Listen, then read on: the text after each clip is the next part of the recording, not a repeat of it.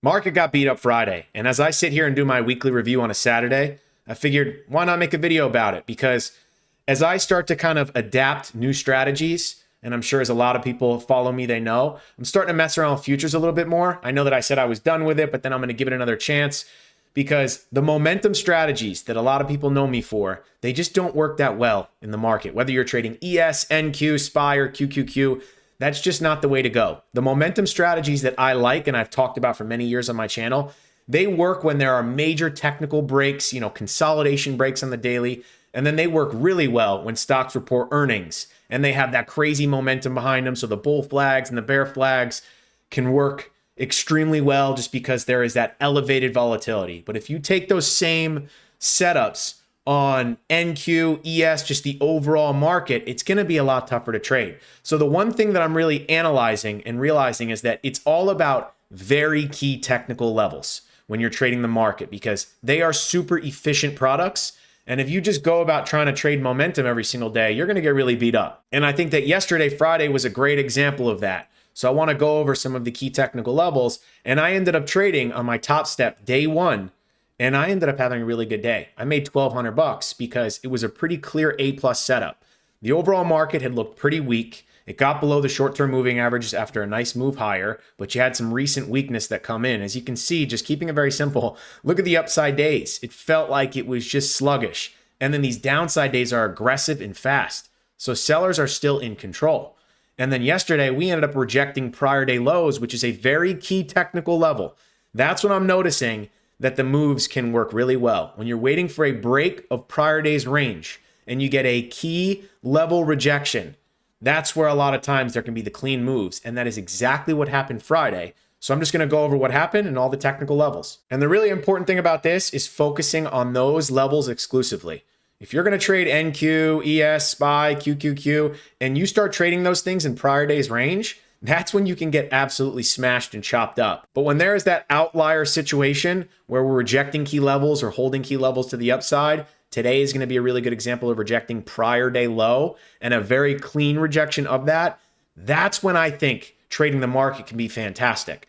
But if you're just trying to do all the stuff in the book as far as all the patterns and just basically scalping momentum and who really cares about the key levels, that's when trading the overall market can be really tough. And I've learned that lesson because I have tried that and it just doesn't work well. But waiting for those key spots is when things can get really nice and that price action can be quality. So let's talk about it. Going over NQ, what happened the last few days? Let's talk about the dynamics of the market. We had a pretty big gap up to begin the week, felt pretty sluggish. And then on the 26th, look at the change of hands. Sellers clearly took control. Buyers are just not there. It feels like nobody is really buying the market seriously. And then you had a really nasty downside move. And then the day after, rejected the short-term moving averages. And then Friday, you had some weakness in pre-market. And I would say the strongest levels that I've noticed when it comes to trading the overall market is going to be prior day high holds and prior day low rejections. That's when things can get really good because now we're breaking out of prior day's range and price can really expand. And if you're trading futures or you're trading options, that's where the opportunity is. And there's the potential for big profits. So as far as the open on NQ, had a little bit of a dip into pre-market low and then held pre-market low. And then you get the bounce higher into prior day low and look at this nasty rejection. So you get a rejection of a key zone and a key level, and then it starts to roll over. So just could not get above that. If it got above prior day low, different story. Maybe this could hold prior day low and start to squeeze to the upside, and then it would be in prior day range, and then that's when things can get choppy. But it didn't do that. It rejected prior day low, put in a lower high. There was some 10 a.m. data, and then you get a whipsaw candle, kind of whips below the low a day, gets back above it. But this is where I like the moving averages, the short-term moving averages, because when there is that chance for an outlier day, that's where the moving averages can kind of give a slow push in the direction that maybe this is going to go once it's rejecting key levels. So first, the rejection of prior day low, and then it starts to get below the moving average, and then you have a crazy candle, 10 a.m. data candle, and it also coincides with another technical level, pre-market low, after it rejected prior day low. So like the mecca of levels. So you get the mecca of level rejection, and then you get the secondary level, pre-market low. And this is actually where things get very interesting because now it's rejecting prior day low very obviously, lower high, below the short-term moving average, had a chance to pop on the data, failed, and then gets below not only pre-market low, but low a day. So a little bit of a break and a retest. And then this is the interesting spot. And I'm sure that anybody who's interested in breakdowns or break and retests, all traders were looking at this spot right here because it was rejecting a key level. It was also making a new low of day.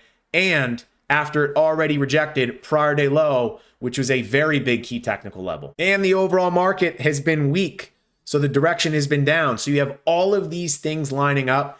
And then this is the sweet spot right here. And once it shows that it pushes up into pre-market low, and these are 2-minute candles, and then it rejects it and looks like it's on its way to make a new intraday low after making a new low a day and everything else lining up, this is that sweet spot. And this is actually where I ended up going short and had a very nice trade. And the cool thing with this is where the risk is pretty tight, because you think if it flips back over pre-market low, maybe it's just not ready for a breakdown, but you get the instant rejection, you get the new low of day, and man, market fell apart. And this is where focusing on those key technical levels can also keep you from getting trapped and wrecked, because for anybody who didn't see this coming, it was kind of obvious to see. So if there was anybody long off the bounce off pre-market low, or even long from yesterday and just continuously holding because they figured the market's going to bounce, like once it starts to reject these levels, you got to think, hey, maybe there's more downside here, because we're clearly not holding technical levels. The market is weak. It's below the moving averages. And if it breaks these areas, there is that chance for that outlier move, being that bears have been in control. And this all lined up for some downside. So for anybody who's a short-term trader and is super technical, there's a lot of opportunity for the short. But for anybody who's a little bit more of a long-term trader and you're not so worried about the technicals, but you're kind of keeping somewhat of an eye on it, these are the spots where you got to start to think, maybe I should get out of the short-term bounce idea, because if we end up breaking down, things can get ugly. And they did just that. Because look at this nasty candle on NQ making a new low and getting below this prior pivot. And it looks pretty nasty. As far as the market, it's definitely not healthy. And there could potentially be more downside if we end up doing a break of prior day low, which once again, that is another very key technical level. So coming in on Monday, depending where the market trades, I'm going to be watching this 19,410.50. And if we do a similar thing as Friday, there is some sort of push up into it or a break below it, and then does a little bit of a retest or a consolidation, there could be more continuation of this recent weakness. So just getting a little bit more technical when it comes to trading the overall market, because I know that I've made a lot of videos over the years about my momentum style trading, being aggressive off the open, taking bull flags and bear flags kind of in between levels sometimes just because a stock has momentum and it works.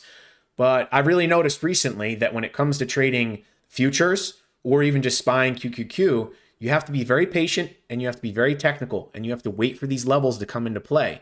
If you're just trading in between those levels, it can be a lot of chop because these are super efficient markets. So it's much less about those momentum patterns that I've talked about and more or less about waiting for these key levels to show that it wants to hold or clear rejections. And then that is where a really good spot for a possible trade opportunity is. So that's it for the video. And the big takeaway is to focus on key technical levels, prior day low and prior day high being the strongest. And then secondary, in my opinion, is being pre-market low and pre-market high, and just avoid everything else. So that way you don't get caught and you can focus on the right spots and potentially make big profits.